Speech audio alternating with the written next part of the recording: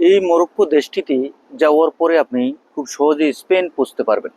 ইউরোপের যেই সেনজেনভুক্ত দেশ স্পেন আছে, সেখানে আপনি পৌঁছতে পারবেন।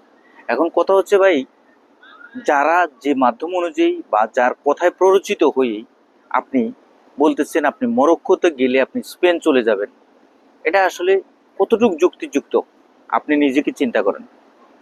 মরক্কো থেকে স্পেন যেতে হলে যেই বিষয়টা সেটা হচ্ছে, দেখেন, এত চারটিখানি কথা না যে আপনি সেখানে যাবেন, আপনি সেখানে পৌঁছানোর পরবর্তী পর্যায়ে আপনাকে আবার স্পেন নিয়ে যাবে।